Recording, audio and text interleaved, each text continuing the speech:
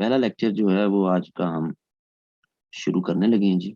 It's a sort of orientation session है। और compulsory subjects में ख़ास तौर पर जब से 2015 में आपका सिलेबस चेंज हुआ और उसके बाद से हमें 2016 से 2021 तक बहुत इर्रेगुलर हमें प्रैक्टिसेस मिलती हैं। ख़ास तौर पर अ, अगर किसी कंपलसरी पेपर में, तो वो सबसे ज्यादा इरेगुलर प्रैक्टिस हमें पाकिस्तान अफेयर्स के पेपर में नजर आती है। 2016 से पहले प्री 2016 पेपर्स में जो लार्जली एक टेंडेंसी ऑपरेट करती थी वो यही करती थी कि 3 to 4 क्वेश्चंस वो आते ही आपके प्री पार्टीशन में से थे। ये एक सेटल फिनोमेना था। उसकी रीजन सो बिकॉज जो आपका ग्रेजुएट लेवल पर यूनिवर्सिटीज में जो पेपर पढ़ाया जाता है अभी भी और पहले भी जो पढ़ाया जाता था, तो वो ज्यादा प्री पार्टीशन और पोस्ट पार्टीशन के कॉन्स्टिट्यूशनल एंड पॉलिटिकल डेवलपमेंट्स पे पढ़ाया जाता है। ये हर जगह यही फ्रेमवर्क जो है वो चलता है।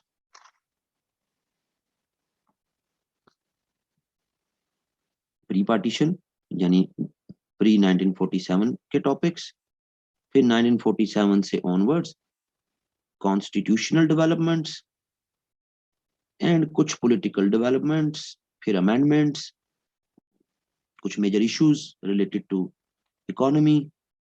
यही लार्जली पढ़ाया जाता है। आप लोग भी जिस जिस भी जगह से पढ़ के आए होंगे, ग्रेजुएशन के लेवल पर यही चीजें पढ़ाई जाती हैं।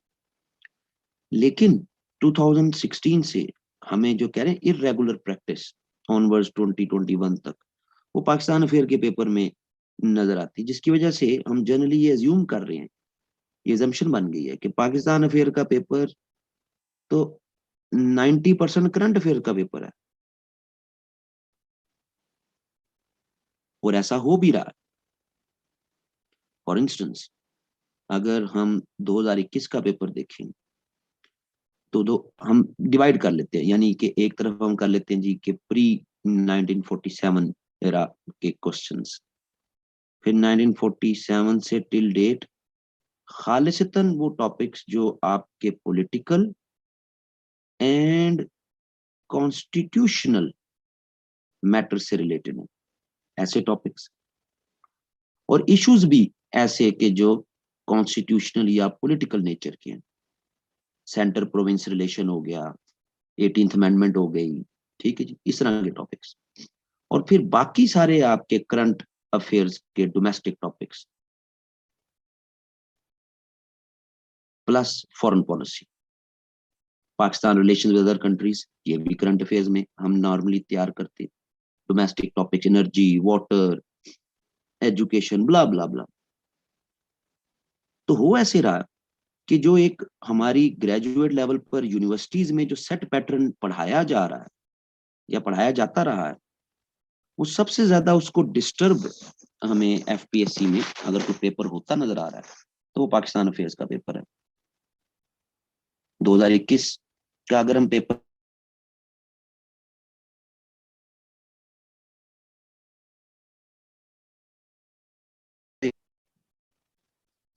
ठीक है जी,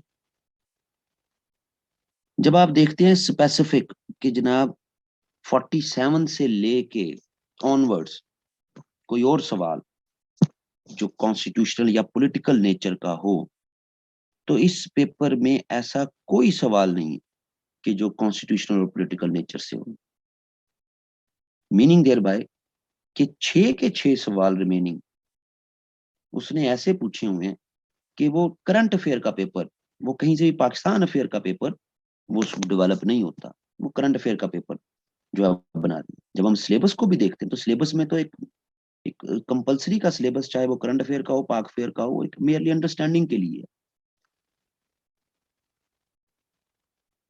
2020 में अगर हम आए तो 2020 में हम देखते हैं कि 2020 के पूरे पेपर में उसने एक सवाल दिया हुआ जो कि प्री पार्टीशन से रिलेटेड है।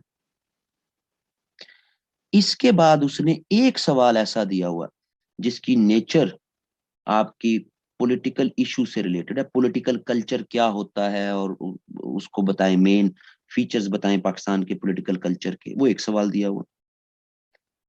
और उसके बाद उसने बाकी 5 सवाल अगेन आपके डोमेस्टिक इश्यूज और उससे रिलेटेड, फॉरेन पॉलिसी, इंडिया से रिलेटेड, मिल मिला के इस तरह के सवाल दिए हुए। 2019 में आने 2019 में अगेन उसने पूरे पेपर में आपसे एक सवाल पूछा हुआ कि जो डील करता है प्री पार्टीशन, एक सवाल। इसके बाद इसने एक सवाल ऐसा दिया हुआ कि जो खालिस्तान कॉन्स्टिट्यूशनल डेवलपमेंट से रिलेटेड है, जिसमें इसने सेंटर प्रोविंस रिलेशन 1973 के कॉन्स्टिट्यूशन के मुताबिक वो क्या है वो एक दिया हुआ। और अगेन यहाँ पर इसने 5 सवाल ऐसे दिए हुए हैं कि जो करंट अफेयर्स रिलेटेड है। पाकिस्तान के इकोनॉमिक चैलेंजेस बताएं, पॉपुलेशन पे बताएं, एनर्जी क्राइसिस पे बताएं, सही, नेचुरल रिसोर्सेज पे बताएं, इस तरह के सवाल दिए। फिर 2018 में आ जाते हैं। 2018 के पेपर में उसने हमारे से 2 सवाल ऐसे हैं जो पूछे हुए हैं कि जो 2018 में, जो कि प्री पार्टीशन जिनकी नेचर सेट होती है। एक इकबाल पे पूछ लिया, एक 3 जून प्लान पे पूछ लिया, ठीक है जी। इसके बाद इस पेपर में इसने 3 सवाल ऐसे पूछे हैं जिनकी नेचर खालिसतन पॉलिटिकल इश्यूज या कॉन्स्टिट्यूशनल डेवलपमेंट से रिलेटेड है। उसने पाकिस्तान के पॉलिटिकल सिस्टम पे पूछ लिया, कौन सा पॉलिटिकल सिस्टम पाकिस्तान में अच्छा, सेंटर प्रोविंस रिलेशन पे पूछ लिया, नेशनल इंटीग्रेशन पे पूछ लिया। ये प्रॉपर यानी कि पाकिस्तान अफेयर्स की डायनामिक्स बनती हैं। फिर उसने 2 सवाल डोमेस्टिक इश्यूज से रिलेटेड और फॉरेन पॉलिसी से रिलेटेड, पाक यूएस से रिलेटेड सवाल पूछ लिया। अगर हम 2017 में आ जाए तो 2017 के पेपर में उसने जनाब हमारे से एक दो सवाल ऐसे पूछे कि जो कॉन्स्टिट्यूशनल एंड पॉलिटिकल नेचर के सवाल थे। उसने पाकिस्तान के नेशनल कल्चर से रिलेटेड, उससे फिनोमेना ऑफ यूनिटी, वो पॉलिटिकल इशू के कॉन्टेक्स्ट में उसको साथ ट्रांसेंड कर दिया। और दूसरा उसने जनाब जुडिशरी का रोल और कॉन्स्टिट्यूशनल डेवलपमेंट के कॉन्टेक्स्ट में वो उसने पूछ लिया। इस पूरे पेपर में इसने हमारे से फ्रीडम मूवमेंट का कोई सवाल नहीं पूछा और रिमेनिंग 5 सवाल इसने करंट अफेयर बेस्ड सवाल पूछे। इसके बाद 2016 जो पहला पेपर था जब सिलेबस चेंज हुआ, इस पेपर में इसने 4 सवाल हमारे से वही पूछे जो कि प्री 2016 होता आ रहा था, 3 से 4 सवाल प्री पार्टीशन। तो इस पेपर में इसने 4 सवाल हमारे से ऐसे पूछे और 3 इस कॉन्स्टिट्यूशनल पॉलिटिकल डेवलपमेंट्स में से कुछ नहीं पूछा। और 3 सवाल इसने current affair type, Pakistan Afghanistan से रिलेटेड, पाकिस्तान की फॉरेन पॉलिसी से रिलेटेड, कश्मीर के ऊपर ये सवाल पूछ रहे। यानी कि हम देख सकते हैं कि लार्जली पाकिस्तान अफेयर्स के पेपर को एज अ पाकिस्तान अफेयर का पेपर एफपीएससी ट्रीट नहीं कर रहा और लार्जली इसको पेपर को करंट अफेयर्स का पेपर जो है वो ज्यादा बनाया हुआ। तो इसका मतलब है कि हमें तो सिर्फ करंट अफेयर्स तैयार कर लेना चाहिए। तो करंट अफेयर्स तैयार कर लें तो व्हाट्स द डिफरेंस कि ये बाकी एरियाज कहाँ पे होंगे तैयार, क्योंकि यू नेवर नो कि ठीक है वो पिछले 2 से 3 सालों में 1 2 2 ये सवाल ही पूछ रहा है। ये पिछले 3 साल के ट्रेंड है कि प्री पार्टीशन और पोस्ट पार्टीशन के स्पेसिफिक जो पाकिस्तान अफेयर के पोर्शन है उनमें तो वो 1 साल में 1 सवाल पूछ रहा है, 21 में, 20 में 2 पूछे, 19 में 2 पूछे, 18 में 5 पूछे, 17 में 2 पूछे, 16 में 4 पूछे। तो पिछले 3 साल के पेपर्स में तो वो 2 से ज्यादा सवाल ही नहीं पूछ रहा। तो इट मीन्स कि हमें तो फिर करंट अफेयर के सवाल तैयार कर लेने चाहिए। तो फिर हमें पाक अफेयर अलहदा से पढ़ने की जरूरत क्या है?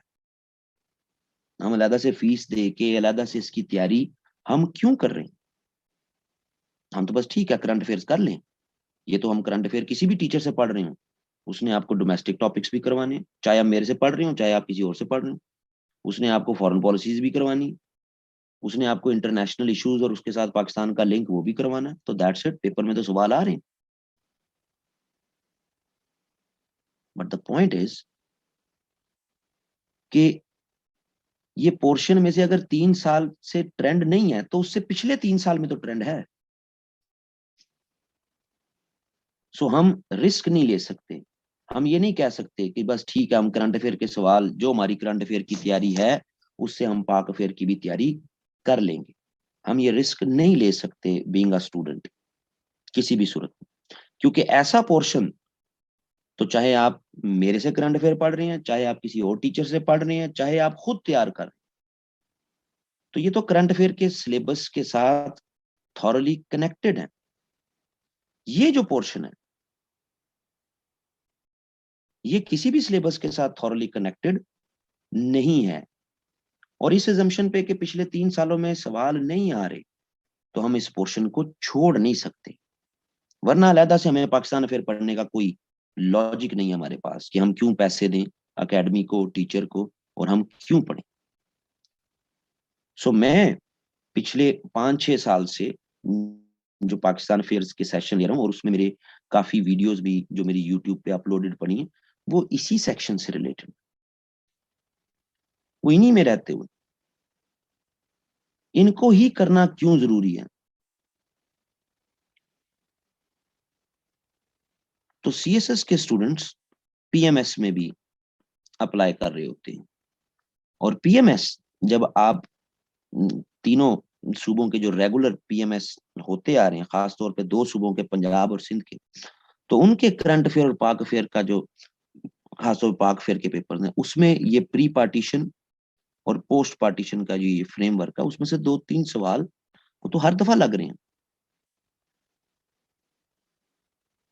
सो ये नहीं है कि सीएसएस में पाक अफेयर अगर हम ना पढ़ें इस एजम्पशन पे कि जी प्री पार्टीशन और post partition constitutional developments, constitution के फीचर्स, अमेंडमेंट्स, स्पेसिफिक आर्टिकल्स, इनको करने की जरूरत नहीं है। क्यों? क्योंकि करंट अफेयर ही कर लो तो बस ठीक है जी, उसी के सिलेबस के साथ तो पाक अफेयर भी हो जाएगा। तो बिल्कुल हो जाएगा, पिछले 3 साल से तो ये नजर आ रहा है, लेकिन उससे पिछले 3 साल में ऐसा नजर नहीं आ रहा। एंड वी नेवर नो कि जो नेक्स्ट पेपर है उसमें क्या वो दोबारा बैक उसी पॉलिसी पे चला जाए कि जनाब 3 से 4 सवाल हमने प्री और पोस्ट पार्टीशन में से देने। तो अगर उसने करंट अफेयर में से ही देने हैं तो we don't need to worry at all, क्योंकि हम करंट अफेयर्स के हमने अपने टॉपिक्स जो तैयार किए हैं उनमें से कोई लग गए तो लग गए। लेकिन अगर गॉड फॉरबिड उसने वही दोबारा पैटर्न दे दिया तो यहाँ तो फिर भी हम कुछ लिखने की कहानियां लगा लेंगे ना, एनर्जी क्राइसिस पे सवाल आ गया तो चाहे आपने करंट अफेयर में नहीं भी पढ़ा हुआ तो कुछ टामक टोइयां मार लेंगे। लेकिन यहाँ पर अगर सवाल स्पेसिफिक लखनऊ पैक्ट पे आ गया और उसकी इंपॉर्टेंस मुस्लिम नेशनलिज्म के लिए, तो एक लाइन भी कहानियों की नहीं लिखी जाएगी। और ये पोर्शन जो है वो फिर पीएमएस के सिलेबस और पीएमएस के पेपर्स में वो काम भी आती है। सो इस कॉन्टेक्स्ट में फिर मेरा जो एम्फोसिस है वो ये है कि स्टूडेंट को वो प्रिपेयर करवाया जाए कि जो प्रॉपरली स्पीकिंग पाकिस्तान अफेयर्स है, इररिस्पेक्टिबल ऑफ द फैक्ट कि वो पेपर्स में करंट अफेयर पूछ रहा है पिछले 3 साल से तो वो पूछता रहे। लेकिन जो डायनामिक्स हैं उस सिलेबस की, उस डायनामिक्स को पहले जो है वो एड्रेस करना। अगर वो डायनामिक्स एड्रेस नहीं होती हैं तो जो है वो मेरा नहीं ख्याल कि किसी भी टीचर को फीस देना या किसी भी टीचर को या पैसे दे के अकेडमी को पढ़ना कि उससे पाकिस्तान अफेयर्स जो है वो पढ़ा जाए। इसीलिए जो मैं अपनी एडवर्टीजमेंट भी करता हूँ पाकिस्तान अफेयर्स की, उसमें स्पेसिफिक हम टॉपिक्स लिख के जो है वो ये बता देते हैं कि भाई हमने ये करवाना है पाकिस्तान अफेयर्स में।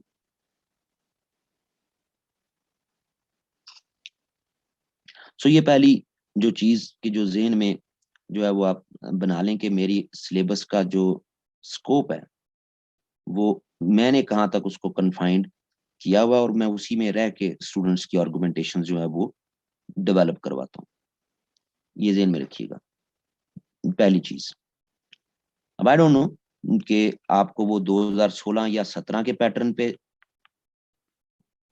पेपर क्वेश्चन पेपर बना दे या वो 2020 और 2021 के पैटर्न पर पेपर बना दे, आई नेवर नो।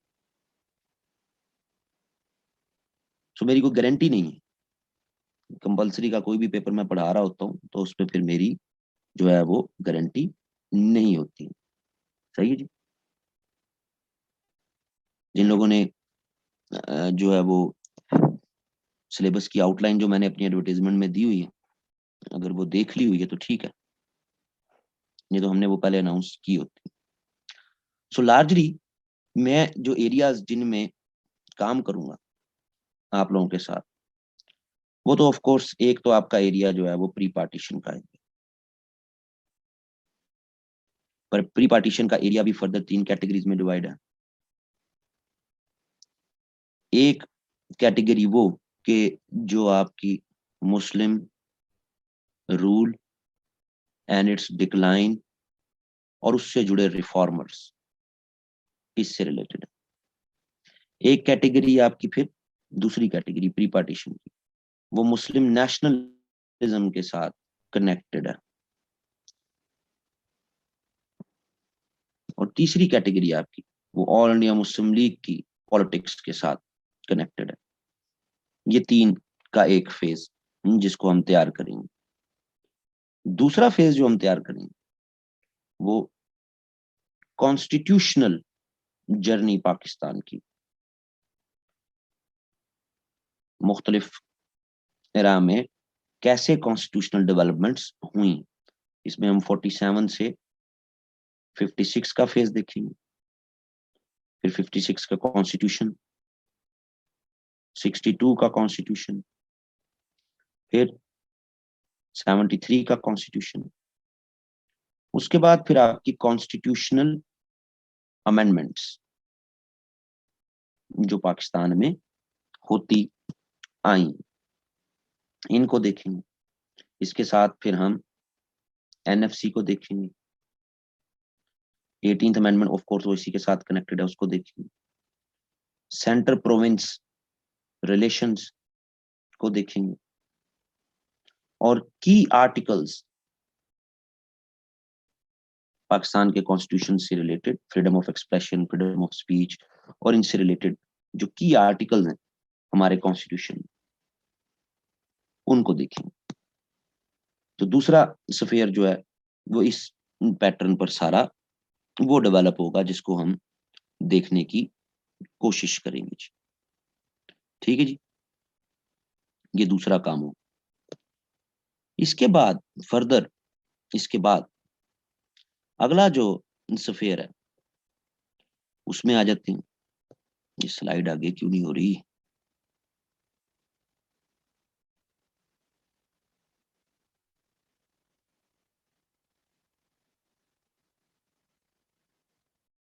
तीसरा सफेयर जिसको हम देखेंगे वो हम देखेंगे जुडिशरी का। जुडिशरी के कॉन्टेक्स्ट में पाकिस्तान की तारीख में की डिसीजंस, उन डिसीजंस का इम्पैक्ट, मेजर केसेस पाकिस्तान की तारीख के और उनका फिर पॉलिटिकल इम्पैक्ट। ये 5 से 6 बड़े केसेस हैं, इनकी डिटेल जो है उनको हम जो है वो फिर देखेंगे, यानी कि एक जुडिशरी के फ्रेमवर्क में इसको सारे को देखेंगे। ये तीसरा स्फेयर होगा हमारा जिसको हम देखेंगे। चौथा स्फेयर जिसको हम देखेंगे वो होगा ओवरऑल पाकिस्तान की फॉरेन पॉलिसी पर एक ब्रीफ लेक्चर। पाकिस्तान की फॉरेन पॉलिसी के ऑब्जेक्टिव्स क्या हैं और एक ओवरऑल पाकिस्तान की फॉरेन पॉलिसी उसके कैरेक्टरिस्टिक्स, जो बेसिकली मैं ये समझता हूँ कि ये करंट अफेयर का पोर्शन, लेकिन एक ब्रीफ स्केच जो है वो पाकिस्तान की फॉरेन पॉलिसी के ओवरऑल डायनामिक्स का, उसको हम जो है वो एक लेक्चर लग जाए हमारा, 2 लेक्चर लग जाए, उसको हम देखेंगे। पांचवा और आखिरी चीज जो हम देखेंगे वो मिनिमम 5 टॉपिक्स जो कि इम्पोर्टेंट मेरे नजदीक के मुझे लगते हैं कि हाँ ये 5 टॉपिक, क्यों? क्योंकि पेपर में जाहिर है वो करंट अफेयर से रिलेटेड भी कोई ना कोई एस्पेक्ट जो है वो दे सकता है। तो मिनिमम 5 टॉपिक्स, ये जो 2 पोर्शन हैं, ये एक सप्लीमेंट्री जो है वो मेरी तरफ से, क्योंकि लार्जली यहां तक का जो पोर्शन है इसमें मैं समझता हूँ कि ये ही पाकिस्तान अफेयर्स में होना चाहिए, जो कि बहुत इरेगुलर प्रैक्टिस हो रही है एफपीएससी की वजह से, जिसकी वजह से फॉरेन पॉलिसी डायनामिक्स और 5 इंपॉर्टेंट टॉपिक्स जो कि आपका सेशन जब तक एंड जाएगा, तकरीबन इसको कोई वैसे हम अनाउंस तो 6 वीक्स ही करते हैं, लेकिन इसको लग सकता है टाइम थोड़ा सा ज्यादा। तो जो आखिरी हमारे फिर सेशंस होंगे उनमें इनको मैं फिर एवेलुएट करूँ। सो ये काम है जी जो आपको बताने वाला था। और अब इसके साथ फिर हम इसको प्रॉपर जो है वो शुरू कर देते हैं। एक चीज ज़हन में रखिएगा जी कि जो प्री पार्टीशन है, इसके मेरे सारे लेक्चर्स यूट्यूब पे अवेलेबल हैं। इनको 20-25 लेक्चर्स हैं, बड़ी डिटेल में मैंने यूट्यूब पे इन लेक्चर्स को जो है वो अपलोड किया हुआ है, ऑलरेडी अपलोड किया हुआ। सो यहाँ जब हम क्लास में इस प्री पार्टीशन को शुरू करेंगे तो यूट्यूब के लेक्चर्स जो हैं वो वन वे ट्रैफिक होती है। यहाँ पर ज़ाहिर है हमें फिर उसको प्रॉपर एक लेक्चर, एक एकेडमिक लेक्चर की फॉर्म में जो है वो लेके चलना है, क्योंकि यूट्यूब पे जो लेक्चर हैं वो ज़्यादा इंटरेस्टिंग एस्पेक्ट के साथ इंटरेस्ट डेवलप करके, वो 20 नंबर का सवाल डेवलप करने के लिए नहीं है, वो एक स्टूडेंट्स का इंटरेस्ट जिनको बिल्कुल कोई अंडरस्टैंडिंग नहीं है या समझ नहीं पाते फ्रीडम मूवमेंट को, तो उनकी अंडरस्टैंडिंग के लिए वो लेक्चर रखे हुए। ये सारा काम था जी जो आपको बताना था, और इसी पैटर्न पे मैं चलूंगा और ऑनवर्ड्स आगे हम चलते रहेंगे। Sources as far as Pakistan affair is concern, जहां जहां जिस जिस पोर्शन में हम जाएंगे उस पोर्शन का सोर्स मैं आपको जो है वो मेंशन करते रहूंगा। लेट्स से कि हम पहले सोर्स में जा रहे हैं कि जो आपका राइज एंड डिक्लाइन या fall of Muslim rule and reformers, ये पहला फेज है आपका। जो सीएसएस में एक आधा सवाल उसने पूछा तो हुआ है इस फेज में से, लेकिन पीएमएस में इनके चांसेस जो हैं वो बढ़ जाते हैं इस पोर्शन के। इस पोर्शन के लिए जो आप कह लेंगे छोटी छोटी एक सोर्स तो नहीं, लेकिन जो आपको अवेलेबल हो जाए, एक तो जमीलुद्दीन अहमद की है, early phase of Muslim political movement.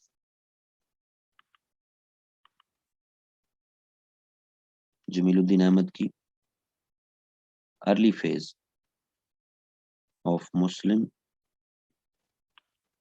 Political movement, Jamiluddin की किताब है, छोटी सी किताब है, अगर आपको अवेलेबल हो जाती है तो इसमें साथ थोड़ा सा आपका आगे फिर यानी कि मुस्लिम लीग का भी आ जाती है चीजें, लेकिन हम इसमें से खास तौर पर two nation theory, sir Syed, Shah Waliullah और जहाद मूवमेंट, फराजी मूवमेंट, ये सर ये जो हमारी अर्ली रिफॉर्मर्स रही हैं उनकी, और डिक्लाइन मुस्लिम्स का क्यों हुआ, एक टेक्स्ट बुक है छोटी सी, ये सोर्स है। दूसरा सोर्स इस अर्ली फेज के लिए, उर्दू में अगर कोई पढ़ना चाहता है तो आबे कौसर, बिल्कुल अर्ली स्टेज में शेख मोहम्मद इकराम, कैसे यहाँ पे सूफी आए, उन्होंने इस्लाम कैसे सॉरी फैलाया, उससे रिलेटेड इस पहले फेज में। लेकिन अगर कोई समझता है कि नहीं यार मैंने नहीं किताबें पढ़नी, मुझे तो सीधा सीधा नोट्स फॉर्म में चीजें मिल जाए, तो सईद अहमद भट्ट की किताब है एक्सप्लोरिंग पाकिस्तान अफेयर, इस तरह करके किताब। तो उसने सीधा सीधा नोट्स फॉर्म में चीजें बना दी हुई कि आप उसको याद कर लें, रट्टा मार लें, बुलेट्स पॉइंट हेडर्स में लिखी हुई हैं चीजें, आपने याद करनी है, आप याद कर लें, आपकी मर्जी। उसमें सारी चीजें मिल जानी आपको, अगले पोर्शन में मिल जानी है, सारी चीजें मिल जानी, वो आपकी मर्जी। इससे मिलती जुलती किताबों में कोई भी टेक्स्ट बुक उठा लें किसी भी पब्लिकेशन पब्लिशर की, लेकिन इस तरह की किताबों से सिर्फ नोट्स बनने हैं, बस नोट्स, यानी बने बनाए नोट्स, आपने रट्टा मार लिया, याद कर लिया, ओपिनियन डेवलप नहीं होनी, वो किताबों की रीडिंग से ही होनी। लेकिन वो हर स्टूडेंट का अपना एक बेंट ऑफ माइंड है कि वो क्या करना चाहता है। दूसरा फेज इसमें जो मुस्लिम नेशनलिज्म का फेज है, मुस्लिम नेशनलिज्म के लिए सबसे authentic source K Aziz, the making of Pakistan, a study in Muslim nationalism. ये आपकी फ्रीडम मूवमेंट और नेशनलिज्म का जो कॉन्टेक्स्ट है उसके लिए बेस्ट सोर्स है। लेकिन अगर आप नहीं पढ़ना चाहते तो वही जो नोट्स फॉर्म की कोई भी किताब आप साथ चला सकते हैं। मेरे ख्याल में ये इस सोर्स के इस फेज के लिए कि ये सिंगल सोर्स वो सफिशिएंट है। अगर आपने इस फेज में कोई उसकी बेसिक हिस्ट्री अपनी क्लियर करनी है, तो बेसिक हिस्ट्री क्लियर करने के लिए कोई भी आप किताब जो है वो फ्रीडम मूवमेंट की कोई किताब भी, हिस्ट्री की, ग्रेजुएट लेवल की, और ट्रैक टू पाकिस्तान भी हो सकती है, जहां से आप बेसिक हिस्ट्री क्लियर कर लें। लेकिन पाकिस्तान अफेयर में तो आपने उसको फिर मुस्लिम नेशनलिज्म के कॉन्टेक्स्ट में लेना है। फिर उसके बाद politics of all India Muslim league, तीसरा फेज। इस फेज के लिए रफीक अफजल की किताब है history of all India Muslim league. किताब का नाम ही यही है, history of all India Muslim league, 1906 से लेके 1940 तक की history all India Muslim league की। काफी बड़ी किताब है ये, मोटी किताब है, पढ़ना चाहें आप पढ़ लें। मैं जब इस फेज के लेक्चर ले रहा होता हूँ तो वो नेशनलिज्म और ऑल इंडिया मुस्लिम लीग के फेज को मैं कनेक्ट करके ही लेक्चर ले रहा होता हूँ, दोनों को कनेक्ट करके चला रहा होता हूँ। तो इस फेज के लिए मेरे जो लेक्चर का सोर्स जब आना है, मैंने nationalism and all India Muslim league की पॉलिटिक्स को मैं कनेक्ट करके ही लेके चल रहा होता हूँ। तो उसमें फिर लार्जली रफीक अफजल की किताब की, जिसको ज्यादा मैं बेस बनाता हूँ अपने लेक्चर्स देने के लिए। इस तरफ मेकिंग ऑफ पाकिस्तान, साथ रफीक अफजल के मुस्लिम लीग का क्या पर्सपेक्टिव था। मुस्लिम लीग के पर्सपेक्टिव का क्रिटिक, इस पे क्रिटिसिज्म, जब तक वो जो है वो नहीं पता होगा तो आप ज्यादा ग्रिप नहीं बना सकते। उसके लिए history of freedom movement, doctor Tarachand, ये बेसिकली डॉक्टर ताराचंद की किताब इंडियन नेशनल कांग्रेस के पर्सपेक्टिव में लिखी हुई है। इंडियन नेशनल कांग्रेस की फ्रीडम मूवमेंट कैसे चली पूरे हिंदुस्तान में, और उसमें फिर ऑल इंडिया मुस्लिम लीग को वो कैसे क्रिटिक करते हैं। तो वो साथ हो तो तब ऑल इंडिया मुस्लिम लीग की पॉलिटिक्स और बेहतर तौर पर समझ आती है कि भाई ये क्रिटिसिज्म भी अगर को पढ़ना चाहे तो history of freedom movement by doctor Tarachand. ये मैं आपको बता रहा हूँ कि जो मेरे सोर्सेज हैं, जहां से मैं लेक्चर्स की अपनी कहानियां बना के आपकी खिदमत में मैंने पेश करनी है। अगर आपको नहीं लगा, आपको लगा नहीं यार मैंने ये काम नहीं करनी, तो सीधे सीधे लेक्चर सुने, पॉइंट्स लिख लें, और या फिर ऐसी किताबें जो हैं वो उठा लें, या इससे मिलती जुलती कोई और किताब उठा लें जो टेक्स्ट बुक टाइप की नोट्स फॉर्म की किताबें होती हैं मुख्तलिफ, जहां से आपने सीधा सीधा रट्टा मार लेना, वो आपकी मर्जी। लेकिन मैं आपको अपने सोर्सेज जो है वो बता रहा हूँ। ये पहले पोर्शन के सोर्सेज। दूसरे पोर्शन में आ जाए तो दूसरे और तीसरा पोर्शन, यानी कि जो आपके कॉन्स्टिट्यूशनल डेवलपमेंट्स हैं प्लस आपकी जो जुडिशरी की डेवलपमेंट्स हैं, इससे रिलेटेड दो किताबें हैं। एक तो हामिद खान की किताब है, हामिद खान की किताब constitutional and political history of Pakistan. यानी जितना भी 1947 से ऑनवर्ड जितनी भी कॉन्स्टिट्यूशनल और पॉलिटिकल और जुडिशियल डेवलपमेंट्स हुई हैं आपकी तारीख में, उनके लिए एक सोर्स तो हामिद खान की किताब है। दूसरी है, अगर कोई उर्दू में पढ़ना चाहता है, पाकिस्तान,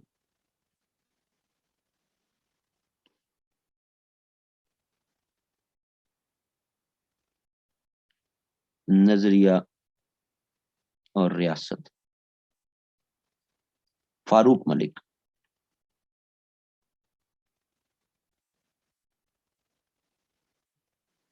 ये उर्दू में किताब है, कोई इसको देखना चाहे इसको देख ले। मैं इन्हीं दोनों किताबों की बेस पे ही अपने लेक्चर्स वो आप लोगों को मैंने देने, यानी दूसरे और तीसरे फेज को मिला के। अगला फेज जो फॉरेन पॉलिसी का है, तो फॉरेन पॉलिसी के लिए अब्दुल सत्तार की किताब कंसाइज हिस्ट्री, फॉरेन पॉलिसी या कंसाइज हिस्ट्री, ऑक्सफोर्ड की छपी हुई किताब है। तो इस किताब में मुख्तलिफ फेजेस हैं पाकिस्तान की फॉरेन पॉलिसी के, उनकी एक समरी, टेक्निकली जब ये लेक्चर चल रहे हैं तो मैंने इस किताब की समरी ही आपको खास तौर पे पाकिस्तान के फॉरेन पॉलिसी के डायनामिक्स में उनकी मैंने एक समरी आपको जो है बतानी।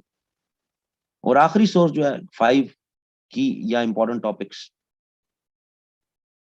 ये फिर जो मैं अपने करंट अफेयर के सेशंस में टॉपिक्स पढ़ा रहा हूँ ऑलरेडी, डोमेस्टिक टॉपिक्स, उनमें से मैंने कोई 5 टॉपिक्स जो मुझे लगते हैं कि इंपॉर्टेंट हैं वो मैंने यहाँ करवा देंगे। सो ये फ्रेमवर्क होगा जी सारा। सोर्सेज जो मेरे हैं वो इनसे बाहर नहीं है, मैंने बता दिए आपको सारे। As far as objective is concern,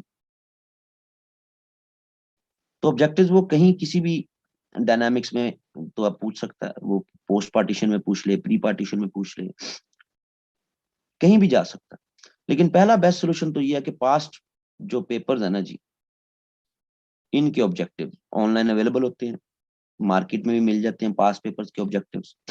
तो कोशिश तो पहले ये करें कि कलेक्टिवली करंट अफेयर एंड पाक अफेयर के ऐसे ऑब्जेक्टिव्स उनको एड्रेस कर लें कि जिनको आप याद कर लें। लेकिन मैं इन पर्सन मैंने कभी जिंदगी में ऑब्जेक्टिव्स की सेपरेट तैयारी नहीं की इन पर्सन, क्योंकि आई बिलीव कि आपने एक पोर्शन से रिलेटेड अगर 2 से 3 4 बुक्स को अच्छी तरह थॉरली रीड किया हुआ, तो ऑब्जेक्टिव्स आपके लिए मसला नहीं होते। लेकिन ये मेरा ख्याल है, अब ज़ाहिर स्टूडेंट के पास इतना टाइम तो नहीं होता, मेरा तो domain he history and politics है। तो जब मेरा डोमेन हिस्ट्री पॉलिटिक्स का है तो ज़ाहिर है वो फिर उसमें मुझे वो पॉलिटिक्स के ग्रैंड फ्रेमवर्क में कोई टॉपिक्स हों, हिस्ट्री के फ्रेमवर्क में टॉपिक्स हों, तो मुझे तो ज़ाहिर चीज़ें पढ़नी है, पढ़ के अपने स्टूडेंट्स को पढ़ानी है, तो मुझे तो फिर इतना मुश्किल नहीं लगता जो है वो ऑब्जेक्टिव। आखिरी चीज, मार्क्स। 2016 में सिलेबस चेंज हुआ, उससे पहले भी यही कल्चर था कि anything up to 50 are considered as very good marks in Pakistan affairs. 2016 के बाद भी आफ्टर एनीथिंग 50 गुड मार्क्स। तो जो मार्किंग ट्रेंड है पाकिस्तान अफेयर्स का, वो अभी भी वहीं पे है, चाहे वो सवाल जैसे भी पेपर में दे रहा है। हाउएवर, हो ये रहा है कि पाकिस्तान अफेयर्स जो ना नजर आने में ये सबसे लोएस्ट मार्क्स देने वाला सब्जेक्ट्स है पिछले 5 से 6 साल में। ये नजर क्यों नहीं आता? ये नजर इसलिए नहीं आता क्योंकि आपने general science and ability, current affairs and पाक अफेयर्स, इनमें मिला के आपने 120 स्कोर करना है, यानी कोई सेपरेट तो आपने फेल होना नहीं। तो उस वजह से फिर पाक अफेयर्स छुपा रह जाता है, कभी 30s में नंबर आ रहे हैं, कभी 20s में नंबर आ रहे हैं, तो ये नजर नहीं आता, बिल्कुल नजर नहीं आता। ये मार्क्स कम क्यों आ रहे हैं? क्योंकि अगर पिछले 3 सालों को देख लें, 19, 20, 21, तो ये तो सारा ही करंट अफेयर का पेपर था। तो क्या स्टूडेंट्स ने करंट अफेयर की तैयारी नहीं की हुई थी? जैसे मैं आपसे जो जिस तरह मैं आपको जो सिलेबस करवाऊंगा, अगर इस तरह पेपर ना आए और पेपर अगेन सारा करंट अफेयर बेस्ड आ जाए, तो क्या स्टूडेंट ने करंट अफेयर की तैयारी नहीं की हुई? क्या वो नहीं लिख सकता बीच में से कुछ 3-4 सवाल, 3 भी कर ले? उससे पहले 16, 17, 18, जिसमें प्री पार्टीशन और constitutional and political and judicial matter से रिलेटेड क्वेश्चंस आए, जिनमें से 3-4 सवाल बन जाते हैं, तब भी नंबर वही 20s 30s, बहुत ज्यादा 40s। तो क्या स्टूडेंट्स ने प्री पार्टीशन पोस्ट पार्टीशन तैयार नहीं किया? बिल्कुल करते हैं सीरियस स्टूडेंट्स। अपने बैकअप भी बना के रखते हैं कि अगर ये टॉपिक्स ना आए तो मैंने सॉरी, बैकअप भी स्टूडेंट्स के मौजूद होते हैं। और अब तो पेपर भी एक ही दिन में हो रहा है, करंट अफेयर का और पाक अफेयर का। पहले तो ये होता था ना कि जी एक दिन करंट अफेयर का, एक दिन पाक अफेयर का, अब तो पेपर भी एक दिन।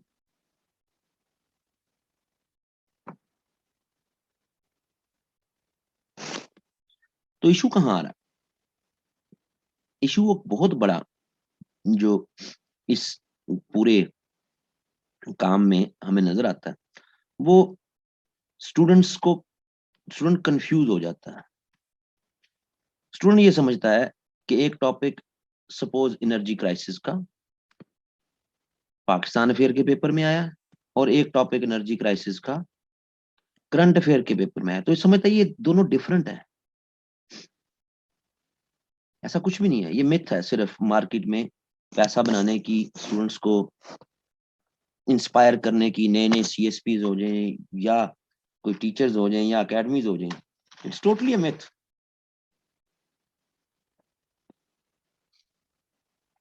ऐसा कुछ भी नहीं। स्टूडेंट कंफ्यूज हो जाता है जब उसको सीधा सीधा प्रॉपर पाकिस्तान अफेयर्स का पेपर आता है, जिसमें ऑफ कोर्स उससे पूछ लिया ऑल इंडिया मुस्लिम लीग की एफर्ट्स, जिना पर आ गया, कायदे आजम पर, इकबाल पर आ गया सवाल, कांग्रेस मिनिस्ट्रीज पर आ गया, लखनऊ पैक्ट पे आ गया, लाहौर रेजोल्यूशन पे आ गया, तब भी वो नंबर नहीं ले पाता। उसकी मेजॉरिटी ऑफ द वजह क्या होती है कि उसने इसकी सही अंडरस्टैंडिंग डेवलप नहीं की होती। सवाल में जो पूछा जा रहा है, कहानियां तो उसको पता है, जिस तरह मेरी भी यूट्यूब पे लेक्चर्स पढ़े हैं कहानी की सूरत में सारी, जिसका नाम भी उसका पाकिस्तान कहानी रखा हुआ, तो वो क्वेश्चन को अंडरस्टैंड नहीं कर पाता। और जो उसने नोट्स याद किए होते हैं लखनऊ पैक्ट पे, लाहौर रेजोल्यूशन पे, वो उन्हीं को छापाता है। So current affair based question में वो कंफ्यूज हो जाता है, और proper Pakistan affairs, freedom movement और पोस्ट पार्टीशन के टॉपिक्स, उनकी उसकी अंडरस्टैंडिंग ही नहीं होती, बस रट्टे मारे होते हैं। जो रट्टा मारा है वो आ गया तो बस ठीक है, तो बाहर निकल के फिर कि जी हम तो इतना लिख के आए थे तो नंबर नहीं आए। तो पहली चीज तो ये कि डू नॉट कंफ्यूज इट, कि अगर आपको कोई करंट अफेयर के पेपर में पाक US रिलेशन पे सपोज सवाल आया, और वही सवाल आपको पाक अफेयर के पेपर में आ गया, तो ये कोई अलग दुनिया नहीं है, एक ही सवाल है, एक ही जवाब। ये तो जेन में रखिएगा। और दूसरी तरफ, अगर क्वेश्चंस आपको प्री पार्टीशन और पोस्ट पार्टीशन के कॉन्स्टिट्यूशनल और पॉलिटिकल और हमारी मुस्लिम नेशनलिज्म से रिलेटेड आ जाते हैं, तो जिसकी अंडरस्टैंडिंग होगी वही सवाल का जवाब दे पाएगा। सो इसमें तो हम ज्यादा प्ले नहीं कर रहे। जो आप करंट अफेयर में तैयार कर रहे हैं, इनमें से कोई टॉपिक भी पाक अफेयर में आ जाता है तो कोई अलग से डायनामिक्स नहीं है। ये एक बहुत बड़ी मिथ है।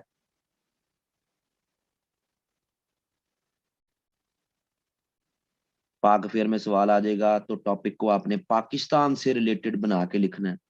करंट अफेयर में आ जाएगा तो आपने उसको जनाब करंट क्या हो रहा है, आपने सिर्फ वो बातें बतानी है, कुछ नहीं है, कहानी है सारी। लेकिन यहाँ कंफ्यूज नहीं होना। अगर करंट अफेयर का खुदा ना खास्ता पूरा पेपर ही करंट अफेयर बेस्ड आ जाता है, तो उसमें कंफ्यूज नहीं होना। Treat it like a paper of current affair, that's it. Simple, जो सवाल पूछ रहा है वही। और अगर वो आपसे स्पेसिफिक क्वेश्चन पूछ लेता है तो उसका जवाब देना। तो मैंने यहां पर अपने स्टूडेंट की कैपेसिटी बनानी है पहले। For instance,